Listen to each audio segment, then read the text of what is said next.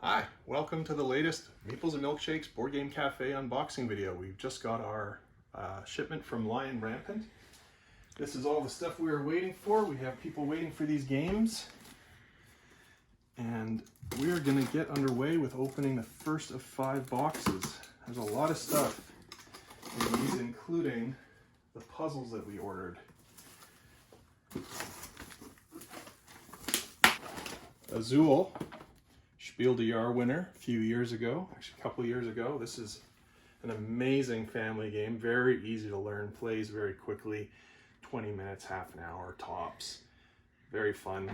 One of those games you play and it's like, okay, I got it now, let's play again. And then you play it and let's play again.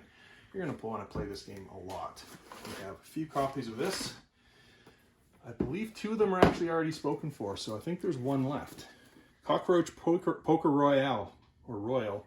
This is a bluffing game. There's a bunch of different animals on the cards, and you're presenting somebody a card face down. You say, this is a stink bug, and they say, I believe you, or I don't believe you, and depending on who's right, somebody gets the card. You don't want cards. Cards are bad. If you have 4 of a kind, you lose. You don't want that to happen. Couple of expansions for Hive, which we opened in a previous unboxing video. These are already spoken for. They were special ordered for one of our customers.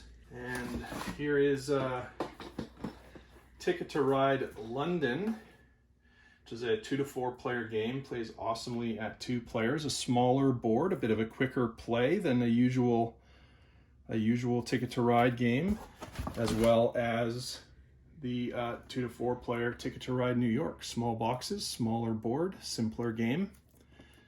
These are a lot of fun. We actually just a few minutes ago got an order for, I believe it was New York, so that one is now spoken for. And then here's a beautiful box. Star Wars Legion, the miniatures game of epic battles in a galaxy far, far away. Comes with so many miniatures. You can paint these or you can play with them not painted. That's up to you, but there's a really good miniatures warfare game in this box. And we've had quite a few special orders for expansions for this, which are actually getting picked up today. Unstable Unicorns, Build a Unicorn Army, Betray Your Friends, Unicorns are your friends now. I have not personally played this game, but I've seen it played and enjoyed so many times at the Penticton board game meetup that we used to run at the co-work Penticton, and haven't been able to run due to the pandemic, but I've seen this played so many times, just haven't managed to get at the table where it's being played, but boy, this game is hilarious.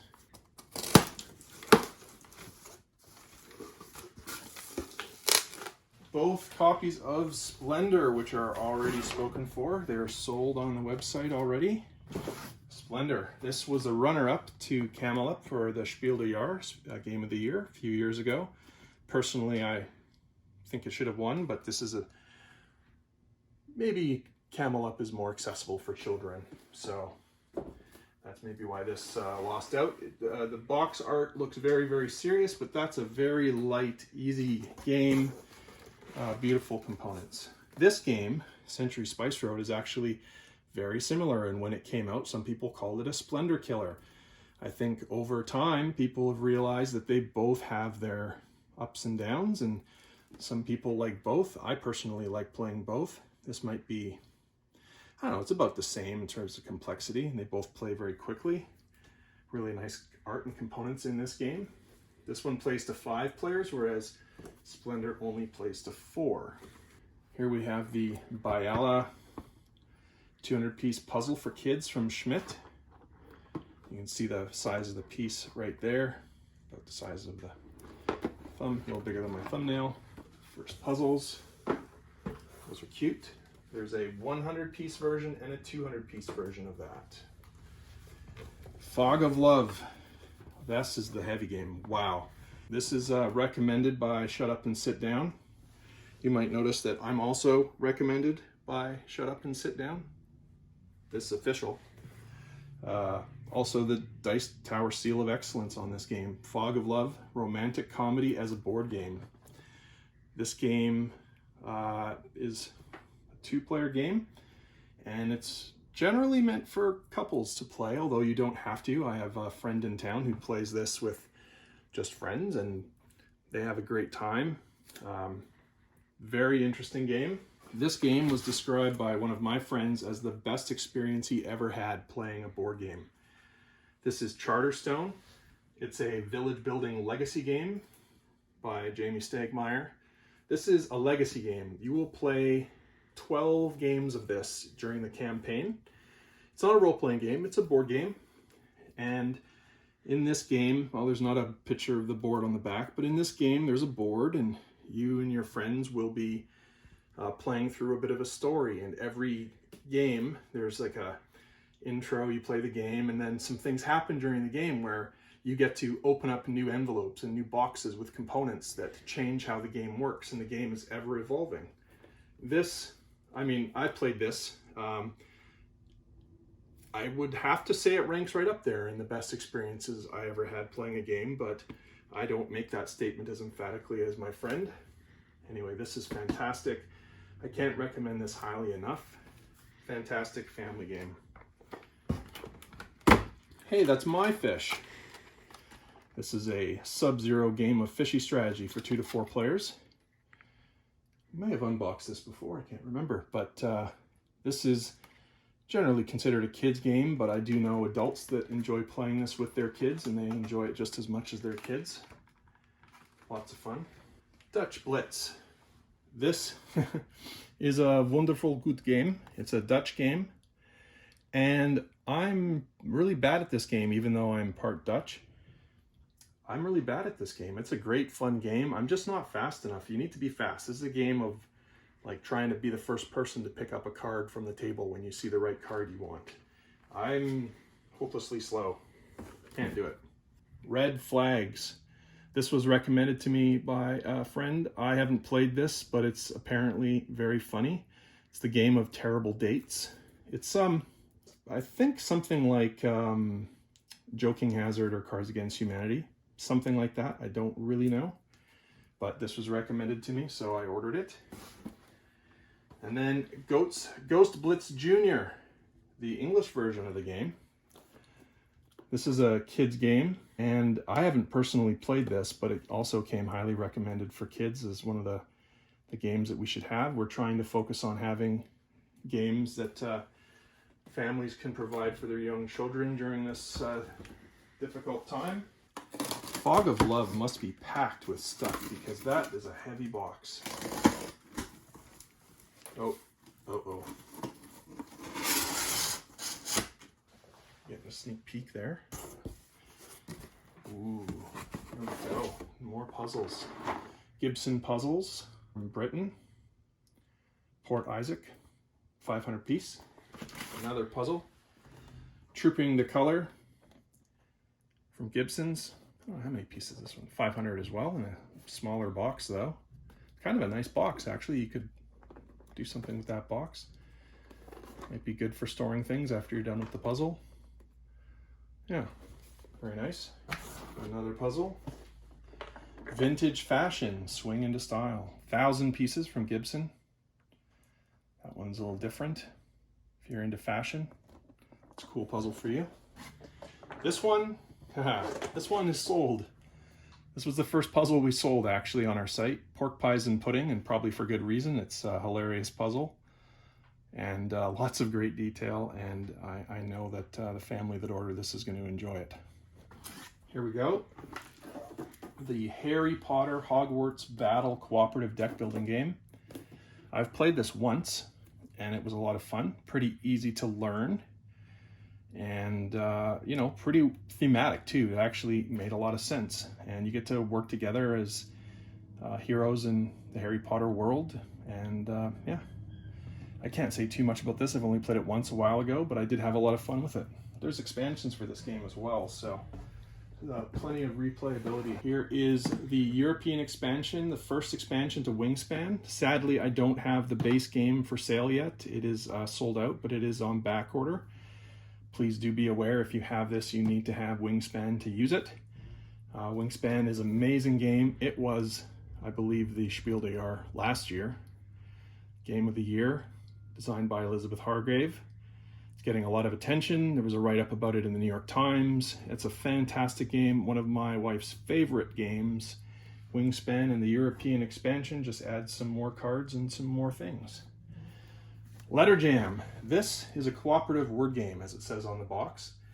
This is a thinky word game. It's harder than most word games, but in a really satisfying way once you figure out how to play.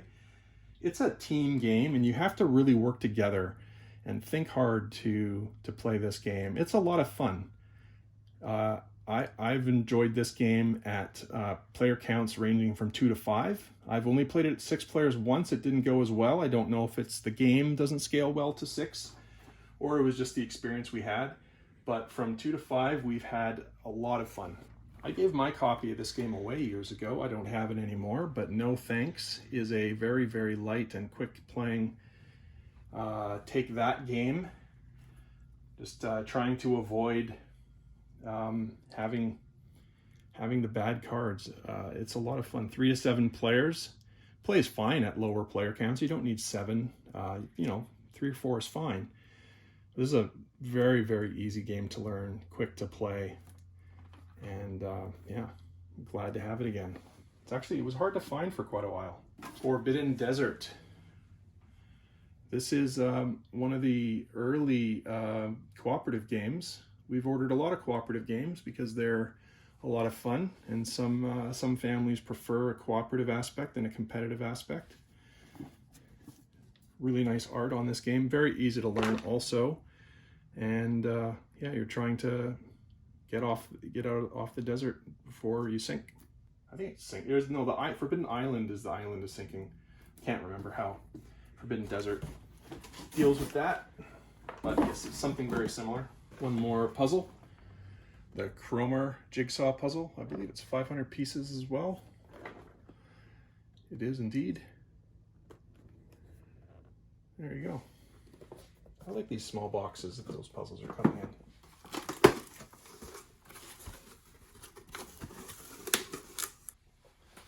Let's start with Mysterium. Mysterium is one of my favorite cooperative games.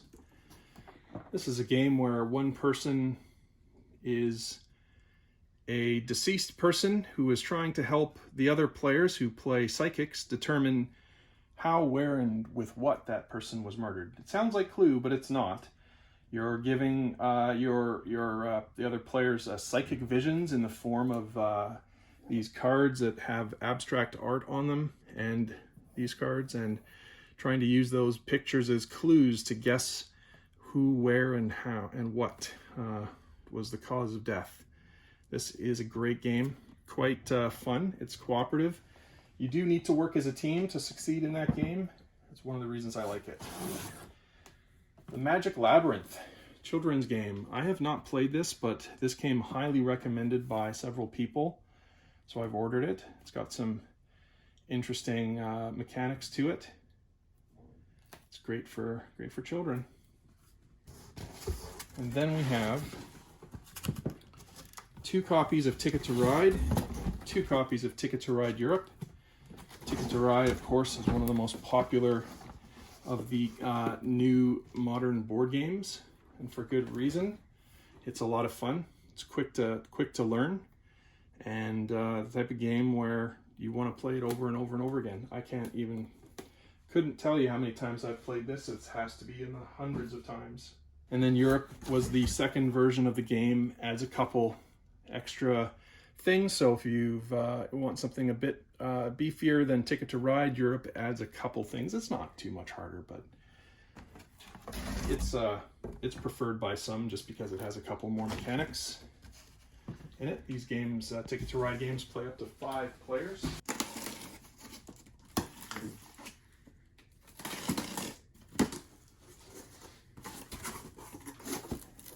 More shredded cardboard. Packed real well. Oh, I think these are all puzzles. Awesome. Okay, this is one of my favorites of the ones that we ordered.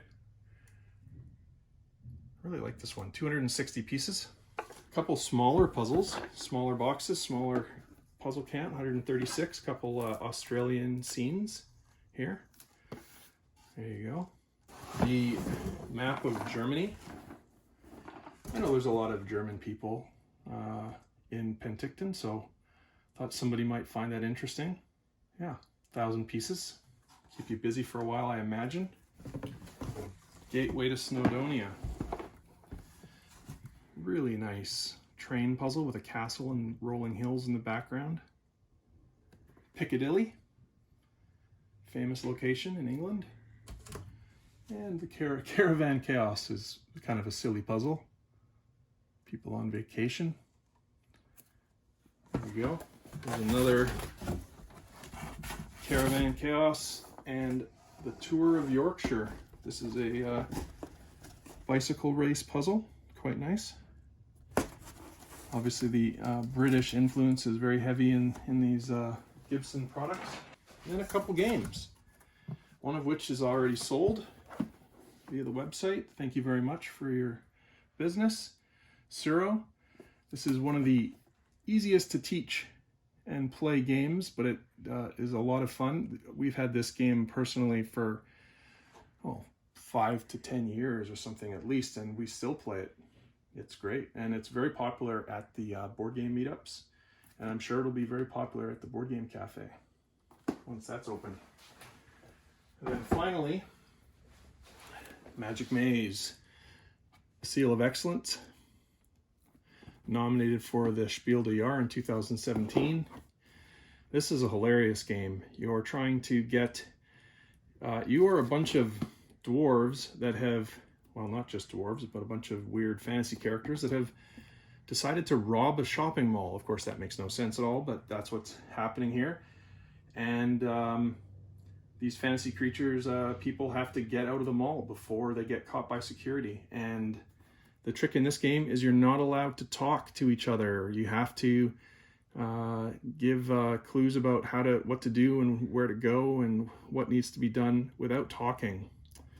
Very interesting game. Very unique game. Well, that is it for this unboxing. We'll have some more games coming next week, and we'll make some more videos.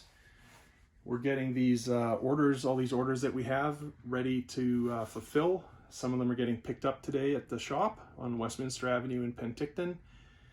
And we look forward to making more of these, and hope you're enjoying them. As always, please like the video if you enjoyed it, and subscribe to our channel. You'll get notifications on new videos if you click that bell button under the video. And yeah, thank you for watching, and hope you have a great day. Stay safe. Bye.